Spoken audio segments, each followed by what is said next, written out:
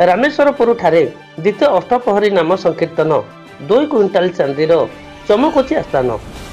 ढेंकानाल सहर निकट रामेश्वरपुर ठारे द्वितीय अष्टपहरी नाम संकीर्तन आरंभ होछि। 3 दिन धरी नाम संकीर्तन पाई विभिन्न स्थानरू 30 दल महिला एवं पुरुष संकीर्तन मंडली माने जोग देथिले। प्रभुंकर आस्थान को 2 क्विंटाल चांदी रे अति सुंदर भाव सजा जाइछि।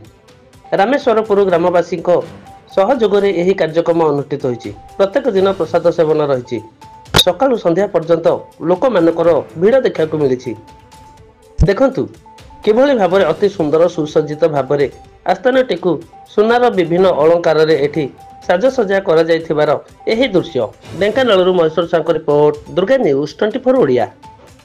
मो ना विभास चंद्र पुराण, रामेश्वरपुर। ये प्रतिष्ठान आज की 2 वर्ष द्वितीय वर्ष आम बहुत आडम्बर सहकारे पालन करुचु। जहाँ आमर कार्यकर्ता मान दिन राति परिश्रम करी आज पूजा को सुरुखुर हो तार चेष्टा चलते आज जहाँ से अंत घटी। आखापाखि आमर 1.5 2 क्विंटाल रूपा लगी से विभिन्न प्रकार मयूर ड्रेस ये रूपार मुकुट रूपार आम सहयोग कर एठिकार लोकल सब आमर पिला माने सब प्लस आमर पाख पड़ोसी बाजीचौकर पिला माने आमको ए सहयोग कर पूजा ए आमर 3 दिन धरी चलो। आज माने आज ये नगर सॉरी नगर हूँ काली 16 तारीख।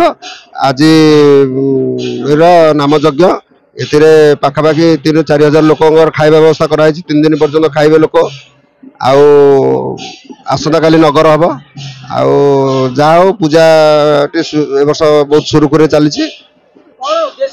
सेमती आम बसीलु बर्तमान तो जुगरे हरिनाम सब श्रेष्ठ नाम तेना आम चिंता कलु हरिनाम को सर्वश्रेष्ठ करने उद्देश्य आम कर 30 दल संकीर्तन को निमंत्रण दिखाई। पाखापाखि बर्तमान सुधा 10-15 जन पहुँची गले। आउ बाकी 15 जन आसबार अच्छे आम स्वागत करूँ।